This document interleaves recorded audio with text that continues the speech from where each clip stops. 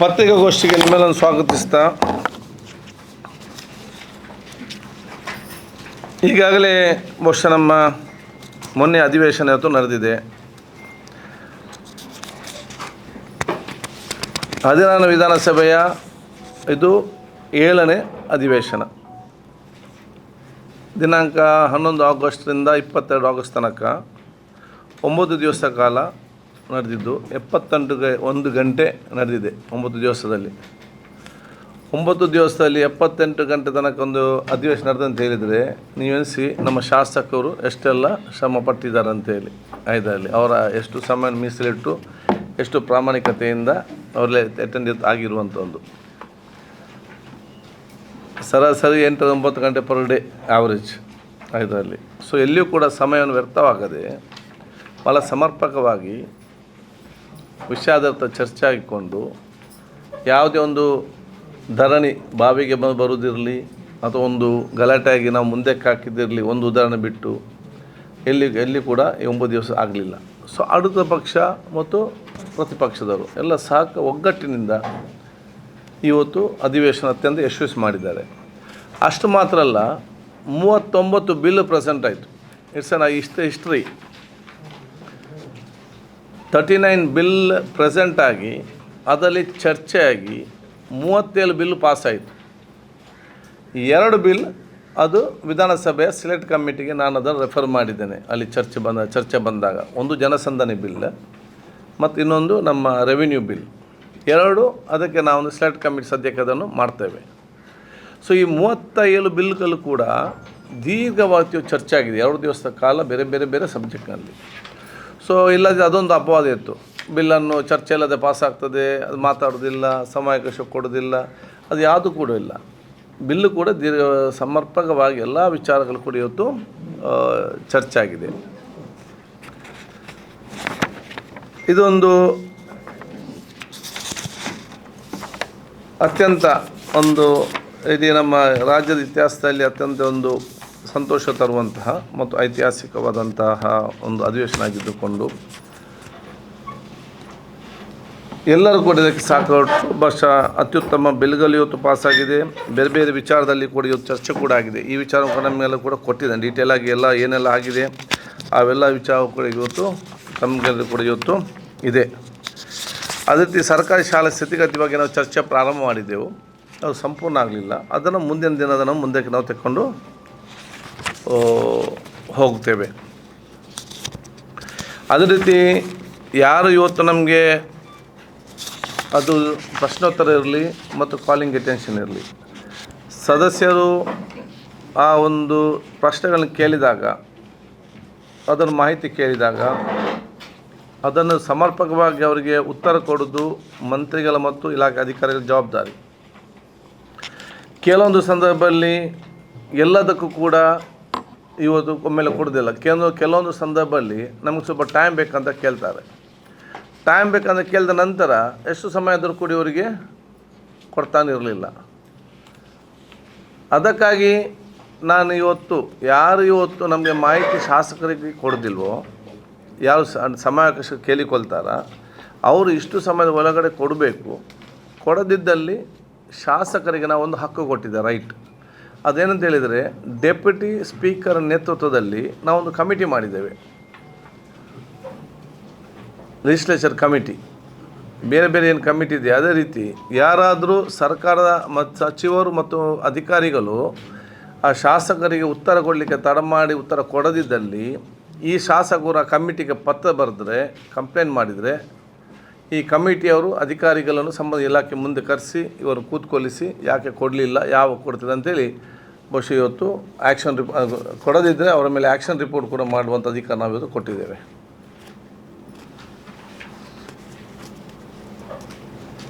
ಇದು ಬಹುಶಃ ನಾನು ಹೇಳ್ದಾಗೆ ಬೇರೆ ಯಾವುದೇ ರಾಜ್ಯದಲ್ಲಿ ಇಲ್ಲಿ ತನಕ ಮಾಡಲಿಲ್ಲ, ಇನ್ನು ಇದು ಮಾಡ್ಬೋದು. ಡೆಪ್ಯೂಟಿ ಲೀಡರ್ ಯಾವುದು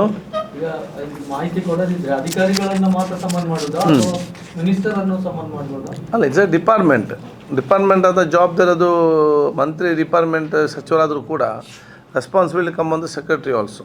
ಸೊ ಇವರು ಸೆಕ್ರೆಟರಿಯನ್ನು ಕಾಲ್ಫಾರ್ಮ್ ಮಾಡಿ ಇದನ್ನು ಮಾಡುವಂಥದ್ದು. ಹಿಂದೆ ನಾವು ಮಾಡಿದಾಗ ಸುಮಾರು ಎಷ್ಟರಲ್ಲಿ ರೆಫರ್ ಆಗಿ 80% ಕ್ಲಿಯರ್ ಆಗಿದೆ, ಮತ್ತು 20% ಇದೆ.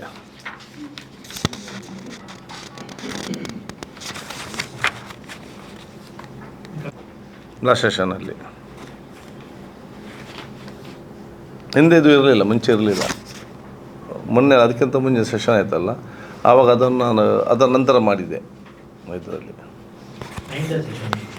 9 days ಮೊನ್ನೆ ಸ್ಟಾರ್ಟ್ ಆಯಿತು, ಅದಕ್ಕಿಂತ ಮುಂಚೆ ಸೆಷನ್ ಇತ್ತು.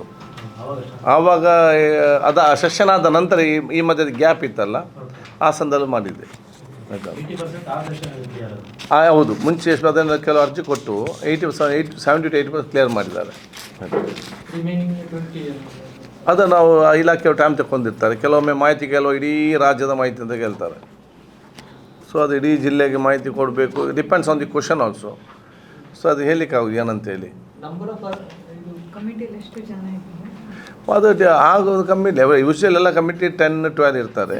ಈ ಕಮಿಟಿ ಎಲ್ಲ ಮೋಸ್ಟ್ಲಿ 7 to 8 ಇದರಲ್ಲಿ ಟೋಟಲ್. ಈ ಸಲವ ಅಲ್ಲ, ಲಾಸ್ಟ್ ಟೈಮ್ ಇದರಲ್ಲಿ ಇರಬೇಕು 7 ಇಲ್ಲ,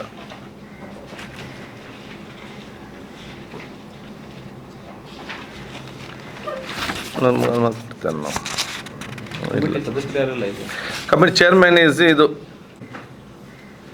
ಸೊ 70% ಮೋರ್ ದೆನ್ 1000 ಚಿಲ್ಲರೆ ಅರ್ಜಿಗಳಿತ್ತು.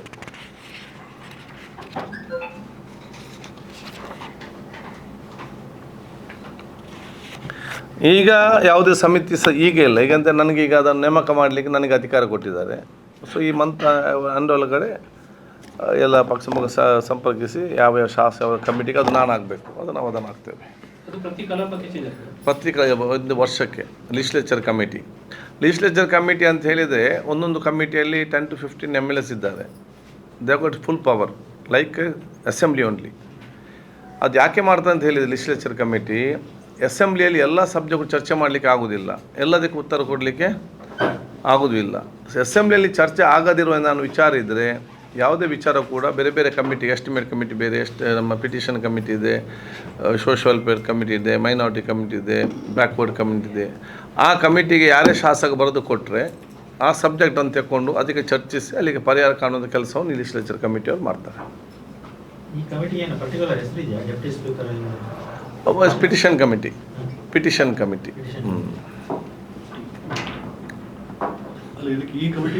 House committee, HOUSC house committee.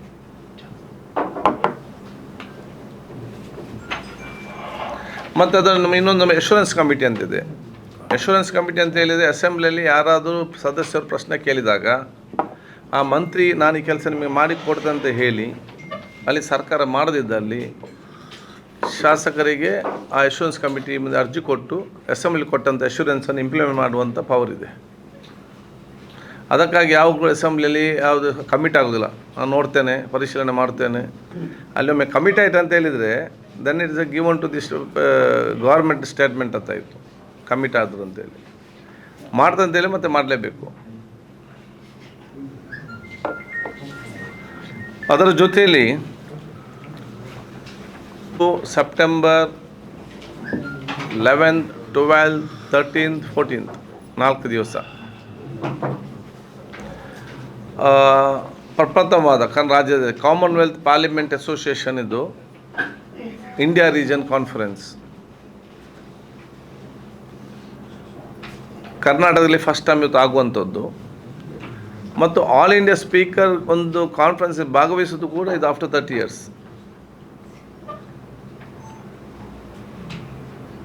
So Karnataka ಇವತ್ತು ಅವಕಾಶ ಸಿಕ್ಕಿದೆ. ಅದನ್ನು ನಾವು ಬೆಂಗಳೂರಿನಲ್ಲಿ ಇವತ್ತು ಏರ್ಪಾಡು ಮಾಡಿದ್ದೇವೆ. ಗ್ರ್ಯಾಂಡ್ ಸ್ಟೆಪ್ನಲ್ಲಿ ಅದಕ್ಕೆ 11ನೇ ತಾರೀಕಿಗೆ ಸಂಜೆ 4 ಗಂಟೆಗೆ ಉದ್ಘಾಟನೆ ವಿಧಾನಸೌಧದ ಗ್ರ್ಯಾಂಡ್ ಸ್ಟೆಪ್ನಲ್ಲಿ, ಮತ್ತು ಸಂಸ್ಕೃತ ಕಾರ್ಯಕ್ರಮ. 12, 13 ತಾಜ್ ವೆಸ್ಟರ್ನ್ನಲ್ಲಿ ಕಾನ್ಫರೆನ್ಸ್.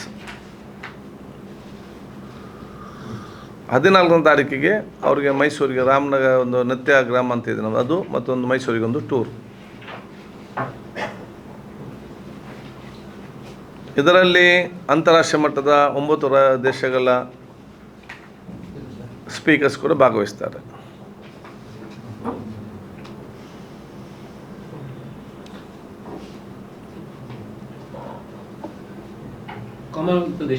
ಕಾಮನ್ವೆಲ್ತ್. ಸೊ ಎಲ್ಲ ದೇಶ ಇಲ್ಲ, ನಾವು 9 ಜನರನ್ನು ಕರೆದಿದ್ದೇವೆ. They all mostly confirmed.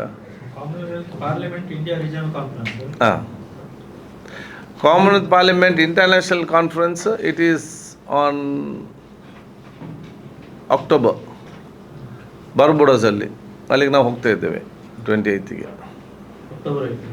ಅಲ್ಲ, ಆಗೋದು ಅಕ್ಟೋಬರ್ 10th 8ಗೆ ಸ್ಟಾರ್ಟ್, ಈ 28ಗೆ ಸೆಪ್ಟೆಂಬರ್ ಅಂದರೆ ನಾವು ವಿ ಆರ್ ಗೋಯಿಂಗ್.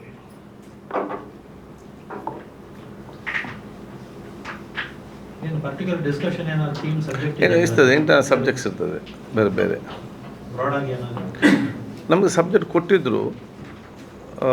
ಒಂದು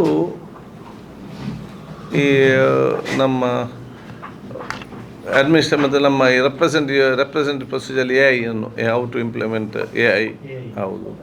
ಇನ್ನೊಂದು ಇದರದ್ದು ಕ್ಲೈಮೇಟ್ ಮತ್ತು ಸಸ್ಟೈನಬಲ್ ಸಿಸ್ಟಮ್ ಅಂತ ಹೇಳಿಕೊಂಡು ಅಂಥದ್ದೇ ಒಂದು ಪಾಲಿಸಿ ಮೇಕಿಂಗ್ ಡಿಸಿಷನ್ಸನ್ ಇರ್ತದೆ ಇದರಲ್ಲಿ. ಮೊನ್ನೆ ಅಮೇರಿಕಾದಲ್ಲಿ 3 ಸಬ್ಜೆಕ್ಟ್ಗಳಿತ್ತು, ಆಲ್ ಗುಡ್ ಸಬ್ಜೆಕ್ಟ್ಸ್. ಮತ್ತು ಪ್ಯಾನಲ್ ಡಿಸ್ಕಷನ್ ತುಂಬ ಇತ್ತು. AI ಬಗ್ಗೆ ಇತ್ತು, ಯೂತ್ ರೆಪ್ರೆಸೆಂಟೇಟಿವ್ ಬಗ್ಗೆ ಇತ್ತು, ಸ್ಟ್ರೆಸ್ ಮ್ಯಾನೇಜ್ಮೆಂಟ್ ಬಗ್ಗೆ ಇತ್ತು. ಅದೇನು ಮಾಡ್ತಾರೆ, ಒಂದು ದೊಡ್ಡ ಮಟ್ಟದ ಕಾನ್ಫರೆನ್ಸ್ ಮಾಡ್ತಾರೆ, ಮತ್ತೆಲ್ಲ ಪ್ಯಾನಲ್ ಡಿಸ್ಕಷನ್ಸ್ ಮಾಡ್ತಾರೆ. ಒಂದು 30 ಪ್ಯಾನಲ್ ರೂಮ್ಸ್ ಇರ್ತದೆ, ಅಲ್ಲಿ ಸ್ಪೀಕರ್ಸ್ ಬರ್ತಾರೆ. ನಮ್ಗೆ ಯಾವ್ದು ಇಂಟ್ರೆಸ್ಟ್ ಉಂಟು ನಮ್ಗೆ ಅಲ್ಲಿ ಇಟ್ ಈಸ್ ಜಾಯಿಂಟ್. ಅವರು ಡೈರೆಕ್ಷನ್ ಕೊಡ್ತಾರೆ, ನಾವು ಅದನ್ನಲ್ಲಿ ಇಂಪ್ಲಿಮೆಂಟ್ ಮಾಡ್ತೇವೆ ಲೋಕಸಭೆ. ಅಲ್ಟಿಮೇಟ್ಲಿ ನಾವು ಅರೇಂಜ್ಮೆಂಟ್ ಮಾಡೋದು ಕೂಡ final overall it is under their supervision ನಡೆಯುವಂಥದ್ದು. ಇವಾಗ ಇಟ್ ಶುಡ್ ಬಿ ಸಿಸ್ಟಮ್ಯಾಟಿಕ್ ಅಲ್ಲ, ನಾಳೆ ಅದಕ್ಕಾಗಿ ಅವರ ಮೇಲುಸ್ತುವಾರಿ ನಡೆಯುವಂಥದ್ದು. ಹೌದು ಹೌದು ಹೌದು.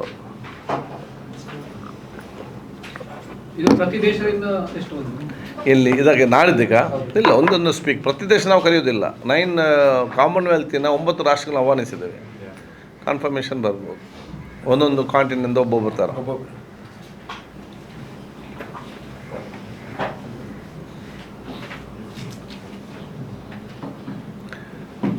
ಅದೇ ರೀತಿ ಅದೇ ಅವನು ವ್ಯಕ್ತಪಡಿಸ್ತೇನೆ. ಅದು ಯಾವ ರೀತಿಯ ಅನೈತಿಕತೆಯಿಂದ ತನಿಖೆ ನಡೆಸಲಾಗುತ್ತದೆ ಮತ್ತು ಆ ಕುಟುಂಬಸ್ಥರಿಗೆ ಏನು ಬೇಕು ಅದೆಲ್ಲ ರೀತಿಯ ಸಹಾಯ ಕೊಡಲಾಗುವುದು. ಅದು ಕೇರಳದಲ್ಲಿ ಬಸ್ಸು ಅಲ್ಲ, ಕೇರಳ ಕೂಡ KSRTC ಅಲ್ಲ, ಮೋಸ್ಟ್ಲಿ ಕರ್ನಾಟಕ ಇರಬೇಕು. ಅದು ಹೋಗ್ತಾ ಇರ್ಬೋದು, ಬರ್ತಾ ಇರ್ಬೋದು, ಗೊತ್ತಿಲ್ಲ. But will know. ಹೌದು, ಎಲ್ಲ ನಮಗೆ ಅವ್ರ ಮುಂಚೆ ಬೇಸಿಕ್ ಕಿನ್ಯ, ಈಗ ತಲಪಾಡಿ ನಾಟಕದಲ್ಲಿ ಮಾಡ್ತಿದ್ರು.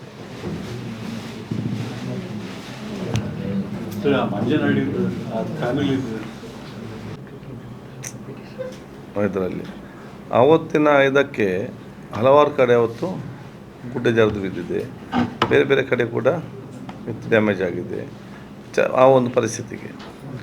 ಮತ್ತು ನಿಮಗೆ ನೋಡಿ, ಅವತ್ತು ಅಲ್ಲಿಗೆ ರಸ್ತೆ ಅಗತ್ಯ. ನಾನೇ ಆ ರಸ್ತೆಗೆ ರಾತ್ರಿ 1 ಗಂಟೆಗೆ ನಾನು 12:30ಗೆ ಹೋದೆ. ಅಲ್ಲಿ ಪಬ್ಲಿಕ್ ಡಿಮಾಂಡ್, ಆ ಊರವರ ಡಿಮಾಂಡ್ ಪ್ರಕಾರವೇ ನಾನು ಹೋದಾಗ ಅಲ್ಲಿಗೆ ನನಗೆ ಬೇಸಂದ ರಾತ್ರಿ 12 ಗಂಟೆಗೆ ಹೋದೆ. ದೊಡ್ಡ ಕಾಡು ಥರ ಇದರಲ್ಲಿ ನಾನು ಎನಿಸಿದೆ, ಈ ಜನರು ಹೇಗೆ ಇಲ್ಲಿ ಕೆಳಗೆ ಬರ್ತಾರೆ ಅಂತ ಹೇಳಿಕೊಂಡು ಅದಕ್ಕಾಗಿ ನಾವಲ್ಲಿ ರೋಡ್ ಮಾಡಿದ್ದು. ರೋಡ್ ಮಾಡುವಾಗ ನಿಮ್ಗೆ ಗೊತ್ತಿದೆ, ಪ್ರಾಕ್ಟಿಕಲಾಗಿ ರೋಡೆಲ್ಲ ಮಾಡಲೇಬೇಕು.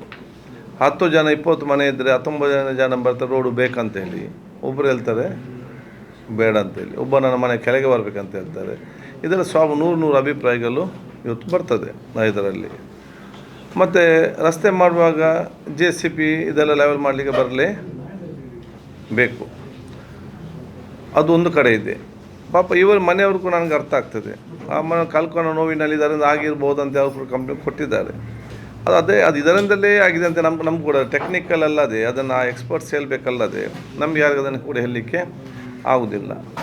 ಈ ರೀತಿ ಆದ ರಸ್ತೆ ಆಗುವಂಥ ರಸ್ತೆಗಳಿಗೆ ಈ ರೀತಿ ಆದಾಗ ಈ ರೀತಿ ಕಂಪ್ಲೀಟಲ್ಲಿ ಹೋದರೆ ಮುಂದೆ ಎಲ್ಲಿ ಯಾರು ರಸ್ತೆನೇ ಮಾಡಲಿಕ್ಕೆ ಇಲ್ಲ, ಯಾವ ಅಧಿಕಾರಿಗಳು ಮುಂದೆ ಬರುವುದಿಲ್ಲ. ಸೊ ಇದನ್ನೆಲ್ಲ ಆಲೋಚನೆ ಮಾಡಿಕೊಂಡು ಬಹುಶಃ ಇವತ್ತು ನೋಡಿದಾಗ ಏನಾದರೂ ಅವ್ರಿಗೆ ನಿಜವಾಗಿ ಅದರಲ್ಲಿ ಅನ್ಯಾಯ ಆಗಿದ್ದರೆ ಖಂಡಿತವಾಗಿಯೂ, ಈಗ ನಮಗೆ ರಸ್ತೆ ಬೇಕಾ, ಒಂದು ಮನೆ ಹೇಳಿದ್ರೆ ಆಗ್ತದೆ. ಅಲ್ಲಿ SC/ST ಹಾಸ್ಟೆಲ್ ಇದೆ, ಅಲ್ಲಿ ಭಾಳಷ್ಟು ಬೇರೆ ಮನೆಗಳಿದೆ, ಅಲ್ಲಿ ಒಂದು ಧಾರ್ಮಿಕ ಕೇಂದ್ರ ಇದೆ. ಸೊ ಆ ಮನೆಯವ್ರ ನೋವು ನನಗೆ ಅರ್ಥ ಆಗ್ತದೆ. ಅದು ಜನರಲ್ ಆಗಿ ಎಲ್ಲ ವಿಚಾರವನ್ನು ನೋಡಿಕೊಂಡು ಹೋದಾಗ ಎಲ್ಲರ ಅಭಿಪ್ರಾಯ ತೆಕ್ಕೊಂಡು ನಾವು ಅದೊಂದು ಇದು ಮಾಡಬೇಕಲ್ಲ. ದಟ್ಸ್ ಅ ಸೋಷಿಯಲ್ ಪ್ರಾಬ್ಲಮ್ ಅಲ್ಲಿ. ಇಂಪಾರ್ಷನ್ ಕಂಡಸ್ will do that. We want to know ಇಂಪಾರ್ಷನ್ ಅಂದರೆ ಬರ್ ಮಾಡ್ತೇವೆ. ಮತ್ತು ನಾವು ಆಗಿಂದಾಗೆ ಅಧಿಕಾರಿಗೆ ಮೇಲೆ ಬರೆದ್ರೆ ನಾಳೆ ಯಾವ ಅಧಿಕಾರಿ ಕೂಡ ರಿಸ್ಕ್ ತೆಗೆದು ನಾಳೆ ಕೆಲಸ ಮಾಡೋದಿಲ್ಲ. ಯಾರಿಗೆ ಕೂಡ ಇದು ಮಾಡ್ತಾರೆ. ಅವರ ಇಂಜಿನಿಯರ್ಸ್ ಕೂಡ ಅವರು ಕಲಿತು ಬಂದವರಲ್ಲ, ಅಲ್ಲಿ ಅವ್ರು ಕೂಡ ಸರ್ಕಾರಿ ವ್ಯವಸ್ಥೆಯಲ್ಲಿ ಕೆಲಸ ಮಾಡಬೇಕಲ್ಲ. ನಿಜವಾಗಿ ಔಟ್ರೈಟ್ ತಪ್ಪಾಗಿದೆ ಅದು ಕರೆಕ್ಟ್. ಔಟ್ರೈಟ್ ಇದರಲ್ಲಿ ಊರವ್ರ ರಸ್ತೆ ಕೇಳಿ ಜನಪ್ರತಿನಿಧಿಗಳು ಅದಕ್ಕೆ ದುಡ್ಡಿಟ್ಟು ರಸ್ತೆ ಮಾಡಿ ಉದ್ಘಾಟನೆ ಆಗಿ 10-10 ವರ್ಷದ ನಂತರ ಹೋದ ಘಟನೆಗೆ ಇದು ಅವತ್ತು ಮಾಡ್ದಂತ ಹೇಳಿ ಏಕದಮ್ ಸಡನ್ ತಗೊಳ್ಳಿಕ್ಕೆ ಆಗ್ತದಾ? ಪ್ರಾಕ್ಟಿಕಲಿ ವಿ ಹ್ಯಾವ್ ಟು ಅರ್ಥ ಮಾಡಿಕೊಳ್ಬೇಕಾಗ್ತದೆ. Then no officers will come forward. ಮುಂದಕ್ಕೆ ಯಾರು ಇಂಜಿನಿಯರ್ಸ್ ಬರೋದಿಲ್ಲ. ಇದು ಮತ್ತು ಅವರಿಗೂ ಸುಲಭ. ಈಗ 10 ಗಂಟೆ ಬಂದ್ ಮಾಡಿದೆ, ಕೆಲಸ ಇಲ್ಲಲ್ಲ, ಮುಗೀತಲ್ಲ ಅಲ್ಲಿ. ಅದು ಟೆಕ್ನಿಕಲ್ ಪ್ರಾಬ್ಲಮ್ ಉಂಟಂತೇಳಿ ಮತ್ತು ಯಾರು ಕೆಲಸನೇ ಮಾಡಲಿಕ್ಕಿಲ್ಲ. ಅಲ್ಲಿ ಸೆಕ್ಯೂರಿಟಿ ಎಸ್ಕಲೇಷನ್ಸ್ ಎಲ್ಲ ಆಗ್ತಾ ಉಂಟು, ಜನರೆಲ್ಲ ಕಂಪ್ಲೇಂಟ್ ಕೊಟ್ಟಿದ್ದಾರೆ. ನೋಡಿ, ಒಂದು ಊರು ಅಭಿವೃದ್ಧಿ ಆಗುವಾಗ ಇದೆಲ್ಲ ಡೆವಲಪ್ಮೆಂಟ್ ಆಗ್ತದೆ. ಡೆವಲಪ್ಮೆಂಟ್ ಆಗುವಾಗ ಎಕ್ಸಿಬಿಷನ್ ಕೂಡ ಇವತ್ತು ಆಗ್ತದೆ. ಅದು ಸೇಫರ್ ಸೈಡಲ್ಲಿ ಆಗಬೇಕು. ಈಗ ನಿಟ್ಟೆ ಸಂಸ್ಥೆಯರಲ್ಲಿ ಆ ಒಂದು ಎಜುಕೇಷನ್ ಇನ್ಸ್ಟಿಟ್ಯೂಷನಲ್ಲಿ ಪ್ರಾರಂಭ ಮಾಡಲಿಕ್ಕೆ ಅಲ್ಲಿ ಕೆಲಸ ಮಾಡ್ತಾ ಇರ್ತಾರೆ. ಮತ್ತು ಆ ನಿಟ್ಟೆ ಸಂಸ್ಥೆಯರು ಎಂದಿಗೂ ಕೂಡ ಪಬ್ಲಿಕ್ಗೆ ಉಪಕಾರ ಮಾಡೋದಲ್ಲದೆ ಉಪದ್ರ ಮಾಡಿದ ಇತಿಹಾಸನಲ್ಲಿ ಕೂಡ ನಾನು ನೋಡಲಿಲ್ಲ. ಜನಸಾಮಾನ್ಯರಿಗೆ ಏನಾದರೂ ಕಷ್ಟ ಮತ್ತು ತೊಂದರೆ ಆಗೋದಾದರೆ ಆ ಗ್ರಾಮ ಪಂಚಾಯತ್ ಅಂತ ಹೇಳಿದರೆ ಗ್ರಾಮ ಪಂಚಾಯತ್ ಅವ್ರ ಹತ್ರ ಹೋಗಿ ಹೇಳಿದಾಗ ಅದನ್ನೆಲ್ಲ ಯಾವ ರೀತಿ ಬೇಕೋ ಅವ್ರು ಸರಿ ಮಾಡಿ ಕೊಡ್ತಾರೆ. ಒಮ್ಮೆ ಕೆಲಸ ಆಗುವಾಗ ನಮಗೆ ಒಮ್ಮೆ ಎಲ್ಲ ಅಸ್ತವ್ಯಸ್ತ ಕಾಣ್ತದೆ. ಕೆಲಸ ಆದ ನಂತರ ಇವರೇ ಬ್ಯೂಟಿಫಿಕೇಷನ್ ಆಗ್ತದೆ.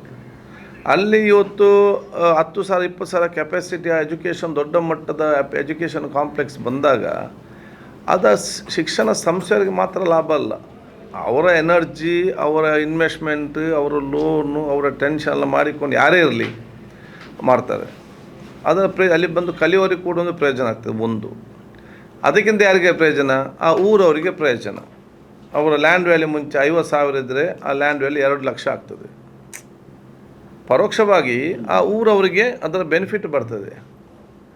ಸೊ ಯಾರಿಗಾದರೂ ಕೂಡ ಅದರಲ್ಲಿ ಭಯಂಕರವಾದ ತೊಂದರೆ ಆಗ್ತಾ ಉಂಟು, ಸ್ಪೆಸಿಫಿಕ್ ಆಗಿ ಹೇಳಿಕೊಟ್ರೆ ಅದನ್ನು ಇಮ್ಮಿಡಿಯೇಟ್ ರೆಕ್ಟಿಫೈ ಮಾಡಲಿಕ್ಕೆ ನಾವು ಅಧಿಕಾರಿಗಳಿಗೆ, ಗ್ರಾಮ ಪಂಚಾಯತಿಯವರಿಗೆ ಮತ್ತು ಸಂಬಂಧಪಟ್ಟವರಿಗೆ ಕೂಡ ಹೇಳ್ತೇವೆ. ಜನಸಾಮಾನ್ಯರಿಗೆ ತೊಂದರೆ ಮಾಡಿ ಯಾವುದೇ ಡೆವಲಪ್ಮೆಂಟ್ ಕೊಡೋದಿಲ್ಲ. ಅದು ತೊಂದರೆ ಆಗಿದೆ ಅಂತ ಹೇಳಿ ಅಂತ ಯಾವುದೇ ದೂರುಗಳು ಬರಲಿಲ್ಲ. 1-2 ದೂರು ಬಂದಿತ್ತು, ನಾನೇ ಖುದ್ದಾಗಿ ಮಾತಾಡಿದೆ. ತಕ್ಷಣ ಅದನ್ನು ಅವರು ಸರಿಪಡಿಸಿದ್ದು ಕೊಟ್ಟಿದ್ದು. ಇಲ್ಲಿ ಮಳೆಗಾಲದಲ್ಲಿ ಎಂತ ಮಾಡೋದು? ನಮ್ಮ ಈ ಊರಲ್ಲಿ ವರ್ಷ ಬರ್ತದೆ. ನನಗೆ ಇಲ್ಲ ಅಂತ ಹೌದು, ನಾನು ಹೇಳಿದೆ ಅಲ್ಲ, ಕಾನೂನುಗಳೆಲ್ಲ ಇಲ್ಲ ಅಂತ ಮಾಡಿದಲ್ಲಿ ಹೇಗೆ ಮಾಡ್ಬೋದು ಅಂತ ಹೇಳಿಕೊಡಲಿಲ್ಲ. ಸೊ ಅಲ್ಟಿಮೇಟ್ಲಿ ನಮಗೆ ಡೆವಲಪ್ಮೆಂಟು ಕೂಡ ಆಗಬೇಕು. ಈ ಪರಿಸ್ಥಿತಿ ಕೂಡ ನಾವು ನಿಭಾಯಿಸ್ಕೊಳ್ಬೇಕು. ಅಷ್ಟು ಇನ್ವೆಸ್ಟ್ಮೆಂಟ್ ಮಾಡಿಕೊಂಡು ಈ ಮಳೆಗಾಲ 6 ತಿಂಗಳು JCB ಅದನ್ನೆಲ್ಲ ಮನೆಯಲ್ಲಿ ಕೂತ್ಕೊಂಡಿಟ್ಟರೆ ಮತ್ತೆ ಎಷ್ಟು 3 ತಿಂಗಳು ಇರೋದು.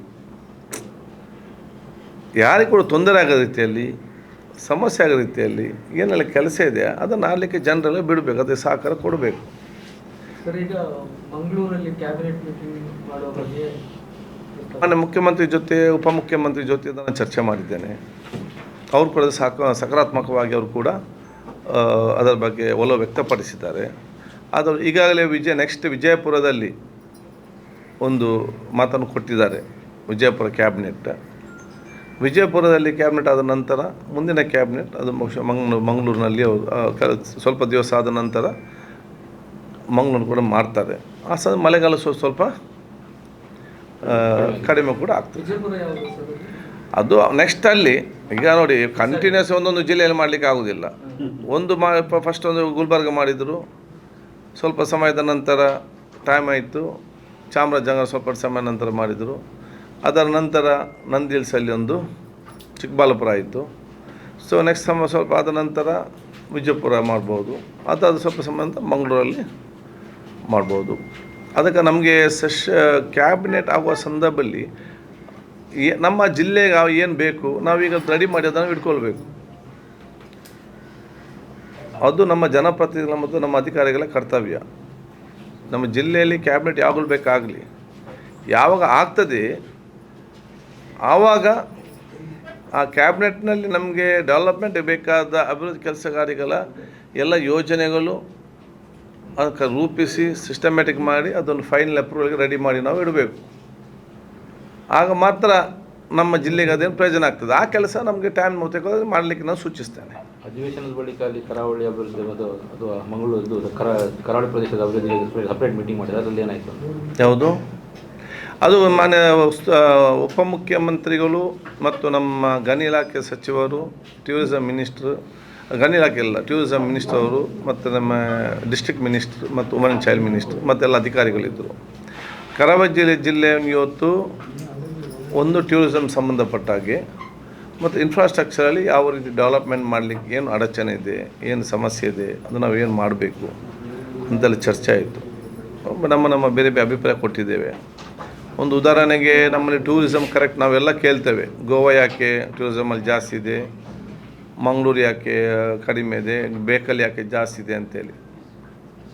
ನಾವು ನೋಡಿ ದೊಡ್ಡ ದೊಡ್ಡ ಟೂರಿಸಮಲ್ಲಿ ದೊಡ್ಡ ಮಟ್ಟದ ಇನ್ವೆಸ್ಟ್ಮೆಂಟ್ ಮಾಡುವವರು ಬೇಕಾದ ಒಂದು ವ್ಯವಸ್ಥೆ ಮಾಡಿಕೊಡ್ಬೇಕಲ್ಲ. ಲ್ಯಾಂಡ್ ಬ್ಯಾಂಕ್ ನಾವು ಐಡೆಂಟಿಫೈ ಮಾಡಬೇಕು.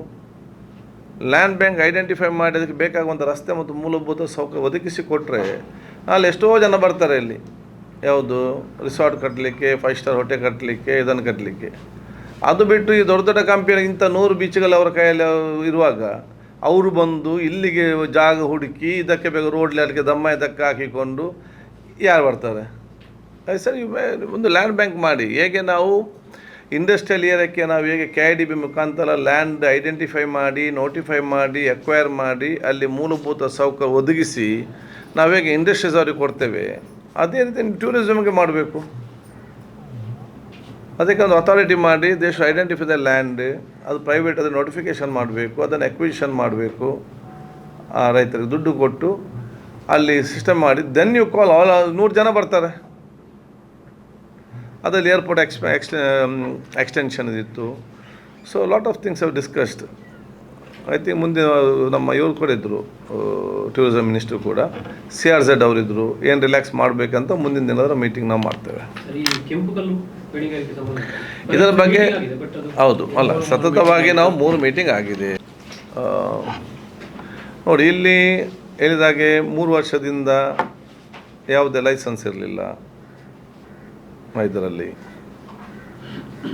ಆಯಿತು, ಲೈಸೆನ್ಸ್ ಅರ್ಜಿ ಹಾಕಿದರೆ ಈ ಲೈಸೆನ್ಸ್ ಸಿಕ್ಕದಂಥ ಕಾನೂನು ಇಲ್ಲಿ ರೂಲ್ಸು.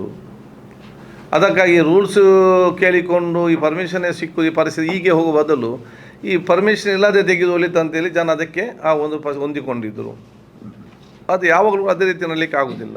ಅದಕ್ಕೊಂದು ಪರಿಸ್ಥಿತಿ ನಮಗೆ ಗಮನಕ್ಕೆ ಬಂದಾಗ ನಾವು ಅದನ್ನು ಸಿಸ್ಟಮೆಟಿಕ್ಕಾಗಿ ಜನರಿಗೆ ಹೇಗೆ ಈಸಿಯಲ್ಲಿ ಇವತ್ತು ಅರ್ಜಿ ಕೊಟ್ಟ ತಕ್ಷಣ 1 ತಿಂಗಳ ಒಳಗಡೆ ಅವನಿಗೆ ಲೈಸೆನ್ಸ್ ಕೊಡಬೇಕು ಮತ್ತು ಅವರು ಕೆಲಸ ಮಾಡಲಿಕ್ಕೆ ಬಿಡಬೇಕು. ಮತ್ತು ಅದಕ್ಕಿರುವಂಥ ಏನು ರಾಯಲ್ಟಿಯನ್ನು ಫಿಕ್ಸ್ ಮಾಡಿದ್ರೆ ಅದನ್ನು ನೀವು ಬೇರೆ ಕಾರಿಗೆ ಹಾಕುವ ರೀತಿಯಲ್ಲಿ ಲ್ಯಾಟ್ರೈಟ್ ಕಲ್ಲಿಗೆ ಹಾಕಿದರೆ ಹಾಕುವುದಿಲ್ಲ. ಯಾಕೆ? ಕೆಂಪು ಕಲ್ಲು ಅದು ನಮ್ಮ ಜಿಲ್ಲೆಗೆ ಅಗತ್ಯ, ಬೇರೆಯವ್ರಿಗೆ ಅಗತ್ಯ ಉಂಟೆಲ್ಲ ಗೊತ್ತಿಲ್ಲ. ಯಾಕೆ? ನಮ್ಮ ಜಿಲ್ಲೆಯಲ್ಲಿ ಎಷ್ಟೇ ಕಡು ಬಡವನು ಕೂಡ ಅವನು ಕೆಂಪು ಕಲ್ಲಲ್ಲೇ ಮನೆ ಕಟ್ಟುವುದಲ್ಲದೆ ಅವನು ಇಟ್ಟಿಗೆಯಲ್ಲಿ ಕಟ್ಟಲಿಕ್ಕೆ ಹೋಗುವುದಿಲ್ಲ. ಎಷ್ಟೇ ದೊಡ್ಡ ಫ್ಲ್ಯಾಟ್ನವರು ಕೂಡ ಬರೀ ಒಳಗಡೆ ಪಾರ್ಟಿಷನಿಗೆ ಬ್ಲಾಕ್ ಕಟ್ಟೋದಲ್ಲದೆ ಬೇರೆಲ್ಲರೂ ಕೆಂಪು ಕಲ್ಲೇ ಅಲ್ಲೇ ಫ್ಲ್ಯಾಟ್ ಕಟ್ಟೋದು. ನೀವೇನಾದರೂ ಫ್ಲ್ಯಾಟ್ ಪರ್ಚೇಸ್ ಮಾಡಲಿಕ್ಕೆ ಹೋದಾಗ ಅದು ಬ್ಲಾಕಲ್ಲಿ ಕಟ್ಟಿ ಅಂತ ಹೇಳಿದರೆ ನೀವು ಆ ಫ್ಲ್ಯಾಟ್ ತಗೊಳ್ಳಿಕ್ಕೆ ಕೂಡ ಹೋಗೋದಿಲ್ಲ. ಯಾಕೆ? ಇಲ್ಲಿ ನಾವು ಸಮುದ್ರದ ಬದಿಯಲ್ಲಿದ್ದೇವೆ, ಇಲ್ಲಿ ಹ್ಯುಮಿಡಿಟಿ ಇದೆ, ನಿಲ್ಲು. ಸೊ ಲ್ಯಾಟ್ರೈಟ್ ಈಸ್ ನೆಸಸರಿ ನಮಗೆ. Is not a commercial business ಅಲ್ಲ ಕಾರ್ ಈ ಥರ. ಅದು ಮನೆ ಕಟ್ಟಲಿಕ್ಕೆ ಪ್ರತಿಯೊಬ್ಬರಿಗೆ ಅಗತ್ಯ. ಇದನ್ನು ಮನದಟ್ಟು ಮಾಡಿ ಕೊಟ್ಟಿದ್ದೇವೆ. Relax rules. ಇದನ್ನು ಕಮರ್ಷಿಯಲ್ ಆ್ಯಕ್ಟಿವಿಟೀಸ್ ನೋಡಿಕೊಂಡು ಏನೋ ಇದರಲ್ಲಿ ಎಕ್ಸ್ಪೋರ್ಟ್ ಆಗಿದೆ, ಎಕ್ಸ್ಪೋರ್ಟ್ ಆಗುವಂಥದ್ದೇನಲ್ಲ. ನಮ್ಮ 2-3 ಜಿಲ್ಲೆಯಲ್ಲಿ ಬಿಟ್ಟು ಬೇರೆಯಲ್ಲಿ ಕಂಪ್ನಿಗಳು ಯೂಸ್ ಮಾಡೋದು ಇಲ್ಲ ಇದರಲ್ಲಿ. ಇದನ್ನೆಲ್ಲ ಕೂಡ ನಾವು ಅಧಿಕಾರಿಗಳೇ ಮನದಟ್ಟು ಮಾಡಿಕೊಂಡು ಏನು ನೀವು ಹೈಯೆಸ್ಟ್ ರಾಯಲ್ಟಿ ಹಾಕಿದ್ದೀರಿ ಆ ರಾಯಲ್ಟನ್ನು ಕಟ್ ಮಾಡಬೇಕು. ಏನು ಇವರಿಗೆ ಅರ್ಜಿ ಹಾಕಿದವರಿಗೆ ಏನೆಲ್ಲ ಅಧಿಕಾರಿಗಳ ಒಂದು ಸಮಸ್ಯೆ ಆಗ್ತದೆ, ಇದರ ಪ್ರಕಾರ ಜಿಯಾಲಜಿಸ್ಟ್ನ ರಿಪೋರ್ಟ್ ಬೇಕಂತ ಹೇಳ್ತಾರೆ, ರೆವೆನ್ಯೂಯಿಂದ ರಿಪೋರ್ಟ್ ಬೇಕಂತ ಹೇಳ್ತಾರೆ. ಫಾರ್ ಅಗ್ರಿಕಲ್ಚರ್ ರೆವೆನ್ಯೂವನ್ನು ಬರಲಿಕ್ಕೆ 15 ದಿವಸ ಅವನು ಬೇಕಾದಾಗ ಬರುವುದು, ಇಲ್ಲದವನು ಬರುವುದಿಲ್ಲ. ಅವನು ಏನಾದರೂ ಸಹಕಾರ ಮರುವುದು ಈ ರೀತಿ ಮೈಂಡ್ಸ್. ಒಂದೇ ದಿವಸ ಹೋಗಿ ಯು ಗೋ 3 ಟುಗೆದರ್. ಒಂದು ಅಪ್ಲಿಕೇಶನ್ ಕೊಟ್ಟ ನಂತರ 1 ವಾರದೊಳಗಡೆ ಜಾಯಿಂಟ್ ಇನ್ಸ್ಪೆಕ್ಷನ್ ಮಾಡಬೇಕು. 45 ಡೇಸ್ ಒಳಗಡೆ ಲೈಸೆನ್ಸ್ ಕೊಟ್ಟು ಬಿಡಬೇಕು.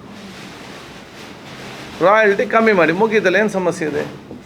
ಆ ರೂಲ್ಸ್ ಚೇಂಜ್ ಮಾಡಲಿಕ್ಕೆ ಅದು ಆ ರಾಯಲ್ಟಿ ಕಡಿಮೆ ಮಾಡಬೇಕು, ಫೈನಾನ್ಸ್ ಒಪ್ಪಿಗೆ ಬೇಕಾಗ್ತದೆ.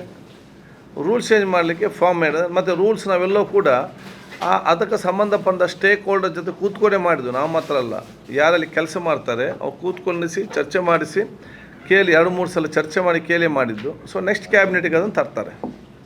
ಸೊ ನೆಕ್ಸ್ಟ್ ಕ್ಯಾಬಿನೆಟ್ಲಿ ಅದು 4th ಮೋಸ್ಟ್ಲಿ. ಯಾವುದು ನಿರ್ಣಯ ಎಲ್ಲ ನಮ್ಮ ಅಫಿಷಿಯಲಲ್ಲಿ ನಮ್ಮ ಮಧ್ಯೆ ಮಂತ್ರಿಗಳ ಮಧ್ಯೆ ಎಲ್ಲ ಕೂಡ ಆಗಿದೆ. ಬಟ್ ಅಫಿಷಿಯಲ್ ಕ್ಯಾಬಿನೆಟಿಗೆ ಬರಬೇಕಲ್ಲ. ಜಾರಿ ಬರೋದಿಲ್ಲ. ಅದು ಜಾರಿ ಅಂದರೆ 4th ಸಚಿವ ಸ್ಥಾನ ಒಪ್ಪಿಗೆ ಆದ ನಂತರ ಜಾರಿ ಆಗ್ತದೆ. ಹೌದು, ರೂಲ್ಸ್ ಚೇಂಜ್ ಕ್ಯಾಬಿನೆಟ್ ಹೋಗಲೇಬೇಕಲ್ಲ. ಹೌದು, next cabinet is on 4 September. ಅದಕ್ಕಿಂತ ಮುಂಚೆ ಬಂದರೆ ಮುಂಚೆ, ಅದಕ್ಕಿಂತ ಮುಂಚೆ ಆದರೆ ಮುಂಚೆ ಕೊಡ್ಬೋದು. ಇಟ್ ಡಿಪೆಂಡ್ಸ್ ಅಂದರೆ ಮತ್ತು ಅದನ್ನು ಕಡಿಮೆ ಮಾಡ್ತೇವೆ. ರಾಯಲ್ಟಿ ಕಡಿಮೆ ಮಾಡಬೇಕಾದ್ರೆ ಮುನ್ಸಿಪಾಲಿಟಿಯಿಂದ ಫೈನಾನ್ಸ್ಗೆ ಹೋಗಿ ಫೈನಾನ್ಸ್ ಒಪ್ಪಿಕೊಳ್ಬೇಕು. ಫೈನಾನ್ಸ್ನವ್ರು ಚರ್ಚೆ ಮಾಡಿಕೊಂಡು ನಮಗೆ ಇಷ್ಟು ರಾಯಲ್ಟಿ ಇಷ್ಟು ಕಡಿಮೆ ಆದರೆ ನಮಗೆ ಎಷ್ಟು ವರ್ಷಕ್ಕೆ ಎಷ್ಟು ಕೋಟಿ ನಷ್ಟ ಆಗ್ತದೆ ಅಂತ ಅವ್ರು ಕೂಡ ಅಲ್ಲಿ ಲೆಕ್ಕ ಹಾಕ್ತಾರೆ. ಇದನ್ನು ಸರ್ಕಾರದ ಗಮನಕ್ಕೆ ಅವರು ತರಬೇಕು. ಯಾಕೆಂದರೆ ಫೈನಾನ್ಷಿಯಲ್ ಮ್ಯಾಟ್ರ್ ಅಲ್ಲ. ನಾನು ಹೇಳಿದ್ದೆ ನಿಮಗೆ ಈಗ 9 ಕೋಟಿ, ಇದು ಒಂದು ನಯ ಪೈಸೆನೂ ಕೂಡ ಸಿಗ್ತಿರ್ಲಿಲ್ಲ. ಪರ್ಮಿಷನ್ ಇದ್ದರೆ 9 ಕೋಟಿ ಲಾಸ್ ಕಡಿಮೆ ಮಾಡಿದರೆ. ನೀವು ಪರ್ಮಿಷನ್ ಇಲ್ಲ 3 ವರ್ಷ ಮಾಡಿದಾಗ ಒಂದು ನಯ ಪೈಸೆನೂ ಇರಲಿಲ್ಲ, ಎಲ್ಲ ಲಾಸ್ ಆಗ್ತಿತ್ತು ಇವರಿಗೆ. So we have to make it easy, bake the business more, automatic royalty will be more. ಅದಕ್ಕೆ ಹೌದು, ಬಂದು ಟೆಕ್ನಿಕಲ್ ಅಪ್ರೂವಲ್ ಕಮಿಟಿ ಕೊಟ್ಟಿದ್ದಾರೆ. ಅದೀಗ ಅಪ್ರೂವಲ್ಗೆ ನಬ್ಬಾಡಿಗೆ ಬಾಂಬೆಗೆ ಹೋಗಿದೆ. ಅಲ್ಲಿ ಅವ್ರು ಬಾಂಬೆ ಕ್ಲಿಯರ್ ಮಾಡಿದ್ರೆ ಟೆಂಡರ್ ಕಾಲ್ ಫಾರ್ ಮಾಡ್ತಾರೆ. ಸಚ್ಪದ್ ಆಲ್ರೆಡಿ ಫೈನಲ್ ಸ್ಟೇಜಲ್ಲಿದೆ. ಯಾವುದು ಅಲ್ಲ, ಏಜೆನ್ಸಿ PWD ಏಜೆನ್ಸಿ, ಇಲ್ಲಿ ಟೆಂಡರ್ ಆಗಬೇಕಲ್ಲ.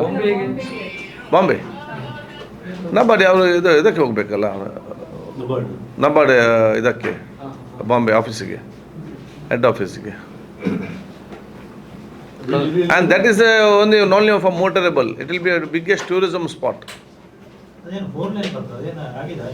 ಇಲ್ಲ, 4 lane ಇಲ್ಲ, 2 lane ವಿತ್ ದ ಪೆಡೆಸ್ಟ್ರೇಷನ್. ನಮ್ಮ ಫುಟ್ಪಾತ್ ಪ್ಲಸ್ ನಾವು ಅಲ್ಲಿ ಟೂರಿಸಮ್ ವ್ಯೂವಿಂಗ್ ಡೆಕ್ ಮಾಡ್ತೇವೆ 3. So the public can walk and stay there. ಮತ್ತು ಅಲ್ಲಿ ಕೆಳಗೆ ಒಂದು ನಮ್ಮದೊಂದು ದ್ವೀಪ ಥರ ಇದೆ, ಅಲ್ಲಿ ಮ್ಯಾಂಗ್ರೋವ್ ಟ್ರೀ ಇದೆಲ್ಲ ಇದೆ. ಅಲ್ಲಿಗೆ ಇಲ್ಲಿಂದ ನಾವು ಸ್ಟೆಪ್ ಕೊಡ್ತಾ ಇದ್ದೇವೆ. ಸೊ ಜನರಿಗೆ ಬೇಕಾ ಇಲ್ಲಿ ನಡ್ಕೊಂಡು ಬಂದು ಅಲ್ಲಿ ಕೆಳಗೆ ಎಳಿಬೋದು. ಅಲ್ಲಿಂದ ಮತ್ತು ಕೋಟಪುರಕ್ಕೆ ಬೋಟ್ನ ವ್ಯವಸ್ಥೆ ಮಾಡ್ತೇವೆ. ಫ್ಯೂಚರ್ ಬೋಟ್ ಸೈಡೆಲ್ಲ ಬ್ಯೂಟಿಫುಲ್ ಗಾರ್ಡನಿಂಗ್ ಎಲ್ಲ ಮಾಡಿ. ಯಾಕೆಂತ ಹೇಳಿದ್ರೆ ನೋಡಿ, ನಾನು ಸೆಂಟ್ ಫ್ರಾನ್ಸಿಸ್ಕೋ ಹೋಗಿದ್ದೆ. ಎಂತ ನೋಡೋದು, ಬೆಳಿಗ್ಗೆ ಅದು ಗೋಲ್ಡನ್ ಬ್ರಿಡ್ಜ್ ಅಂತ ಕರ್ಕೊಂಡು ಹೋದರು. ನಾನು ಎನಿಸಿ ಹೋಗುವಾಗ ನೋಡು, ಅಲ್ಲೇ ಒಂದು ಬ್ರಿಡ್ಜ್ ಆವಾಗ ಕಟ್ಟಿದ್ದು. ಸ್ವಲ್ಪ ಇದು ನಮ್ಮದು 1.5 ಕಿಲೋಮೀಟ್ರ್, ಅದೊಂದು 2 ಕಿಲೋಮೀಟ್ರ್ ಇರ್ಬೋದು ಅಷ್ಟೇ ಆಯ್ತಕ್ಕೆ. ಮತ್ತೇನು ಅದನ್ನು ಅವ್ರು ದೊಡ್ಡ ಟೂರಿಸಮ್ ಸ್ಪಾಟ್ ಮಾಡಿದ್ದಾರೆ. ಕೆಳಗಡೆ ಫಿಶಿಂಗ್, ಅದು ನಮ್ಮ ಈ ಅಲ್ಲಿ ಇಲ್ಲದ್ರೆ ಅಲ್ಲಿ ಕೂತ್ಕೊಳ್ಳಿಕ್ಕೆ ಗಾರ್ಡನ್, ಪಾರ್ಕ್, ಶಾಪಿಂಗ್ ಥರ ಇದು ಮಾಡಿಕೊಂಡು ಅಲ್ಲಿ ಸಹ ಬೋಟ್ ಅಲ್ಲಿ ಇಟ್ಕೊಂಡು ಆ ಬ್ರಿಡ್ಜನ್ನು ಎಷ್ಟು ಕಮರ್ಷಿಯಲ್ ಆ್ಯಕ್ಟಿವಿಟೀಸ್ ಮಾಡಿದ್ರು ಅಂತ ಹೇಳಿದರೆ ಅದು ದೊಡ್ಡ ಅಲ್ಲಿ ಪಬ್ಲಿಕ್ ಮೂಮೆಂಟ್ ಥರ ಮಾಡ್ತಾರೆ ಇದರಲ್ಲಿ. ಮತ್ತು ಅವರೊಂದು ಎಕ್ಸ್ಪ್ಲನೇಷನ್, ಈ ಬ್ರಿಡ್ಜ್ ಹಾಗೆ ಬೆಂಡ್ ಆಗಿದೆ, ಬ್ರಿಡ್ಜ್ ಹೀಗೆ ಬೆಂಡ್ ಆಗಿದೆ, ಇಷ್ಟೇ. ಇದನ್ನು ನೋಡಿಕೊಂಡು ಅಲ್ಲಿಂದ ಹೋಗಿ ನಾವೇನಂತ. ಸೊ ನನಗೆ ಐಡಿಯಾ ಬಂತು, ನಾವು ಬರೇ ಒಂದು ವೆಹಿಕಲ್ ನಾವು ಹೋಗೋ ಬದಲು ಇದರಲ್ಲಿ ಈ ಟೈಪ್ ಇದನ್ನು ಮಲ್ಟಿಪಲ್ ಯೂಸ್ ಮಾಡಿದ್ರೆ, ಈಗ ನಾವು ಫಾರ್ ಎಕ್ಸಾಂಪಲ್ ನಾವು ಇಲ್ಲಿ ನೇತ್ರಾವತಿ ನಾವು ಕರೆಕ್ಟ್ ಅದಕ್ಕೆ ರೈಟಿಗೆ ಕೆಳಗೆ ಇಟ್ಟು ಅಲ್ಲಿ ಬ್ಯೂಟಿಫುಲ್ ಆಗಿ ಹೋಟೆಲ್ಸ್, ರೆಸ್ಟೋರೆಂಟ್ಸ್ ಎಲ್ಲ ಮಾಡಿ ಅಲ್ಲಿ ಟೂರಿಸಮ್ ಅಂತ ಒಂದು ಕಾರ್ನಿಶ್ ಥರ ಮಾಡಿದರೆ ಅಲ್ಲಿ ಎಷ್ಟೋ ಇನ್ಕಮ್ ಆಗ್ತಿತ್ತು ಬೋತ್ ಸೈಡ್. ಸೊ ನಾವು ಅದೇ ಪ್ಲಾನಿಗೆ ಅಲ್ಲಿ ನಾವು ಇಟ್ಟಿದ್ದೇವೆ. ಸೊ ಅಲ್ಲಿ ಕೆಳಗೆ ಕೂಡ ಇಂಪ್ರೂವ್ಮೆಂಟ್ ಮಾಡೋದು, ಮತ್ತು ದ್ವೀಪಕ್ಕೆ ಅಲ್ಲಿಂದ ಬೋಟ್ ಇಡೋದು, ಜನರಿಗೆ ನಡ್ಕೊಂಡು ಬಂದವರಿಗೆ ಕೆಳಗಿಂದ ಹೋಗೋದು. ಮತ್ತು every Sundays will close it evening from 4 to 8 o'clock. ಈ ಕಡೆಯಿಂದ ಬಂದು ಇಲ್ಲಿ ಪಾರ್ಕ್ ಮಾಡಬೇಕು, ಹಾಗಾದರೆ ಓನ್ಲಿ ಅವರಿಗೆ ವಾಕಿಂಗ್ ಮಾತ್ರ, ಯಾರಿಗೆ ಪಬ್ಲಿಕ್ಕಿಗೆ ನಡ್ಕೊಂಡು ಹೋಗೋದು ಮಾತ್ರ. ಬೇಕಾದ್ರೆ ನೇತ್ರಾವತಿ ಬ್ರಿಡ್ಜ್ ಮುಖಾಂತರ ಹೋಗ್ತಾರೆ. ಇಲ್ಲಿ ಅದೊಂದು ಟೂರಿಸಮ್ ಟೈಮ್ ಥರ ಆಯ್ತು, ಅದಕ್ಕೆ ಸೀಮಿತವಾಗಿರ್ತದೆ. ಸೊ ಪ್ಲ್ಯಾನ್ ಇದೆ, ಇದರಲ್ಲಿ ಇಟ್ಸ್ 1.5 ಕಿಲೋಮೀಟರ್ಸ್ ಈ ನೇತ್ರಾವತಿ ಬ್ರಿಡ್ಜ್ ಥರನಿದೆ. ಆ್ಯಂಡ್ ಇಟ್ ಈಸ್ ಆಲ್ ಇಂಡಿಯಾದಲ್ಲಿ ಕೂಡ ಒಂದು ಗ್ರಾಮದಿಂದ ಇನ್ನೊಂದು ಗ್ರಾಮಕ್ಕೆ ಸಂಪರ್ಕಿಸುವಂಥ ದಿಸ್ ಇಸ್ ಓನ್ಲಿ ಬ್ರಿಡ್ಜ್. ಅಷ್ಟು ದೊಡ್ಡದು. ಬೇರೆಲ್ಲ ಹೈವೇಲಿ ನಡೀತದೆ, ಯಾಕೆ ಹೈವೇಲಿ ಮಾಡುವಂಥದ್ದು. ಹೈವೇ ಬಿಟ್ಟು ಒಂದು ಇಲ್ಲಿಂದೊಂದು ಇಲ್ಲಿಗೆ ಕನೆಕ್ಷನ್ ಮಾಡೋದು, 2 ವಿಲೇಜನ್ನು ಕನೆಕ್ಷನ್ ಮಾಡುವಂಥ ಇಟ್ ಎನ್ ಹಿಸ್ಟಾರಿಕಲ್ ಬ್ರಿಡ್ಜ್. ಇಲ್ಲ PWD ಅದಕ್ಕೆ ಟೋಟಲ್ ಇಟ್ ವಾಸ್ ನಮಗೆ 200 crores ಇದಕ್ಕಾಗ್ತದೆ. ಮತ್ತು ಅಡಿಷ್ನಲ್ ಅಪ್ರೋಚ್ ಎಲ್ಲವೂ ಕೂಡ ಸೇರಿ ಅದಕ್ಕೆ ಕಮಿಟ್ಮೆಂಟ್ ಲೆಟರ್ PWD ಅವರು ಕೊಟ್ಟಿದ್ದಾರೆ 50 crores. ಈ ಕೆಳಗಿದು ನಾನು ಹೇಳಿದೆ ಅಲ್ಲ, ಈ ನಮ್ಮ ಕಾರ್ನಿಸ್ ಥರ ಎಂತ ವಾಟ್ ದಿಸ್ ಪ್ರೊಮೋನೆಡ್ ಏನೊಂದು ಒಂದು ಲ್ಯಾಂಗ್ವೇಜ್ ಇದೆ, ಆಲ್ ಟೈಪ್ ದಿಸ್ ಟೂರಿಸ್ಟ್ ಆ್ಯಕ್ಟಿವಿಟೀಸಿಗೆ 33 crores. ಅದು ಬರ್ತದೆ on the second stage. Bridge ಆದಾಗ will take that, not an issue. Okay, ನೀವು ಅಸೆಂಬ್ಲಿಯಲ್ಲಿ ಬಹುಮಾನ ಕೊಡು ಅಂದರೆ ಮೊದಲು ಬಂದವರಿಗೆ AI is based security system ಇಡೀ ಕ್ಷೇತ್ರಕ್ಕೆ, ಇಡೀ ನಮ್ಮ ಎಲ್ಲ ಈ ಬುಲ್ಲಾಲ್ ಸಿಟಿ ಮಾತ್ರ ಅಲ್ಲ, including village, all border as everything, all AI based. ಒಂದು ಫೈನಲ್ ಸ್ಟೇಜಿಗೆ ಬಂದಿದೆ ಮಂಗಳೂರು ವಿಧಾನಸಭಾ ಕ್ಷೇತ್ರ. ಸುಮಾರು it comes about 60 crores. So next 1 year ಯಾವ ರೋಡು ಇಲ್ಲ, ಯಾವ ತೋಡು ಇಲ್ಲ. ಫಸ್ಟ್ ಇದಕ್ಕಿದ್ದಂಥ ಅನುದಾನ ಇದಕ್ಕೆ ಹಾಕಿ, then I am in touch with Infosys ಮತ್ತು ಬೇರೆ ಸಂಘ ಸಂಸ್ಥೆ ಸೇರಿಕೊಂಡು ಇದಕ್ಕೆ ನಾವು 6 ಅದೇ 4 ಲೇಡೀಸ್ 1 ಡ್ರೈವರ್ 1 ಕಿಡಾವು ಏನೇ ಎಲ್ಲ ಸ್ಪಾನ್ಸರ್ ಅಲ್ಲ, ಎಲ್ಲ ಕೂಡ ಒಮ್ಮೆಲೆ ಆಗ್ತದೆ. ಇದು ಟೆಕ್ನಾಲಜಿ ಅಲ್ಲ, ದೇ ಎಲ್ಲ ಕಮ್ ಆ್ಯಂಡ್ ಹೆಲ್ಪ್ ಅಂತ. So will discuss with them. ನಮ್ಮ ಖಾಸಗಿ ಸಂಘ ಸಂಸ್ಥೆಗಳು, medical college, engineering college, Infosys ಅಂಥವೆಲ್ಲ ಅದಕ್ಕೆ ಸಹಕಾರ ಕೊಟ್ಟರೆ ಬೇಗ ಆಗ್ತದೆ, ಇಲ್ಲ ಸ್ವಲ್ಪ ಲೇಟ್ ಆಗ್ತದೆ. AI based full AI based ಬೇಕಲ್ಲ. AI ಬೇಸ್ಡ್ CC ಕ್ಯಾಮರಾಸ್, ಅದಕ್ಕೊಂದು ಕಮಾಂಡರ್ ಸೆಂಟರ್ಸ್ ಅಲ್ಲಿ ಫುಲ್ ಟೈಮ್ ನೋಡಿ ಅದನ್ನು ಮಾನಿಟರ್ ಮಾಡಲಿಕ್ಕೆ. ಅದ್ರ ಬಗ್ಗೆ ನಾವೊಂದು ಪರ್ಮನೆಂಟ್ ಸ್ಟೇಜ್ನಲ್ಲಿ ಪ್ಲ್ಯಾನ್ ಇದೆ. Then I will have discuss with traffic police department. Will take ಇವರು ಹೆಲ್ಪ್ ತಗೊಳ್ತೇವೆ. ಯಾವುದು all industrialists and all medical college and engineering college ಅವರು ಪ್ಲ್ಯಾನಿಂಗ್ ಸ್ಟೇಜಲ್ಲಿ ಪ್ಲ್ಯಾನಿಂಗ್ ಆಗಿದೆ. ವಾಟ್ ಇಟ್ ಈಸ್ ನೆಕ್ಸ್ಟ್ ಅಲ್ಲಿ ಕಮ್ ಇನ್ ಟು ಇಟ್. ಅದನ್ನು ಈಗ ಇದೆ, ಯಾಕೆಂದರೆ ನಮಗೆ ರೋಡ್ ಮಾಡಲಿಕ್ಕೆ PWD RDP ಅಲ್ಲ, ದಿಸ್ ID ಬೇಸ್ಡ್ ಅಲ್ಲ. ಅದನ್ನೇನು ಮಾಡಬೇಕಂತ well looking to and it be first type kind. ಇದೆಲ್ಲ ಅವ್ರು ಮಾಡಿದ್ದಾರೆ. ಅಲ್ಲಿ ಗೆದ್ದೆ ನಾನು ನೆಕ್ಸ್ಟ್ ಡೀಟೇಲ್ಸ್ ಅಂತ ತರ್ತೇನೆ ಇದಕ್ಕೆ. ಇಲ್ಲಿ ಸ್ಮಾರ್ಟ್ ಸಿಟಿ ಅವರು ಮಾಡಿದ್ದಾರೆ ಮಂಗಳೂರಲ್ಲಿ. ಹೌದು, ಮತ್ತು ಅದಕ್ಕಿಂತ ಚೆನ್ನಾಗಿ ಮಾಡಬೇಕಂತಿದೆ. ಮಾನಿಟರಿಂಗ್ ಸಿಸ್ಟಮ್ ಇದು ಮಾಡಿದ್ದಾರೆ. ನಬಾರ್ಡ್ ಗ್ರಾಂಟ್ ಕೊಟ್ಟದ್ದು ನಮಗೆ.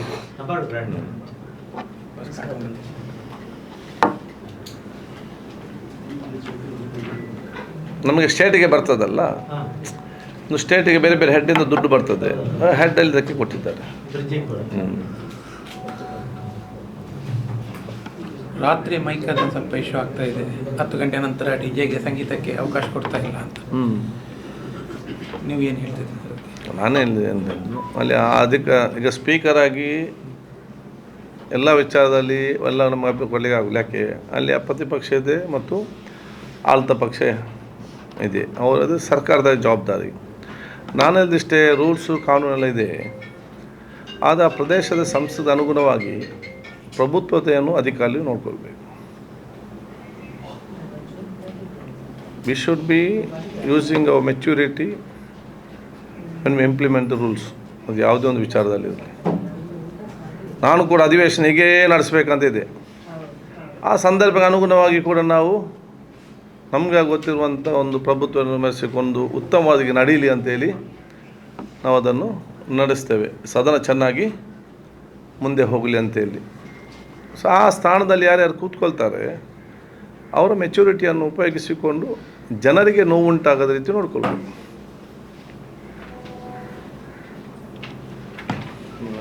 ಕಾಮನ್ ಪೀಪಲ್ಗೆ, ಉಪದ್ರ ಮಾಡೋರಿಗೆಲ್ಲ. ಉದ್ದೇಶಪೂರ್ವಕವಾಗಿ ಮಾಡ್ತಾ ಇದ್ದಾರೆ ಅಂತ ಹೇಳ್ತಾರೆ. ಅದು ನನಗೆ ಗೊತ್ತಿಲ್ಲ. ಸರ್ಕಾರ ಮಾಡ್ತದೆ. ಅದರ ಬಗ್ಗೆ ಐ ಕಾಂಟ್, ಬಿಕಾಸ್ ಅದು ಯಾರ್ಯಾರ ಫಂಕ್ಷನ್ ಈಗ ಮುಂಚೆ ನಮ್ಮಲ್ಲಿ ಹೇಳ್ತಾಯಿದ್ರು, ನಾನು ಹೇಳಿದೆ ಯಾರು ಕಾರ್ಯಕ್ರಮ ಮಾಡ್ತಾರೆ ಅವ್ರಿಗೆ ಬಿಟ್ಟದ್ದು, ಅವ್ರು ಬೇಕಾದರೆ ಬೇಡ that we are not concern, ನಮಗೆ ಅದು ಕನ್ಸರ್ನ್ ಇಲ್ಲ ಏನಂತೇಳಿ, ಬೇಡ ಅಂತ ಅವರು ತೀರ್ಮಾನ ಮಾಡಿ. ಎಲ್ಲ ಕಡೆ ಅದನ್ನು ಒಪ್ಪುದೂ ಇಲ್ಲ ಯಾರು ಕೂಡ, ಎಲ್ಲ ಕಡೆ ಇದರಲ್ಲಿ. ಸೊ ನಮ್ಮಲ್ಲಿ ಮುಂಚೆ ಈ ರೀತಿಯೆಲ್ಲ ಕಾರ್ಯಕ್ರಮ ಬರುವಾಗ ಅದರ ಆರ್ಗನೈಸರ್ಸ್ ಯಾರಿದ್ದರು, ಕೆಲವು ಯುವಕರು ಬೇಕಂತ ಹೇಳ್ತಿದ್ರು.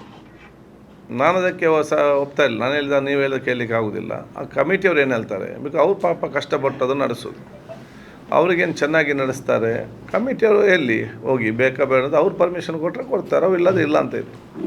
ಇದರಲ್ಲಿ ಅಂತ ಗೊತ್ತಿಲ್ಲ. FIR ಕೂಡ ಆಗಿದೆ, ಬಂಟ್ವಾಳದಲ್ಲಿ ಒಂದು ಕೇಸ್ ಆಗಿದೆ ರಾತ್ರಿ.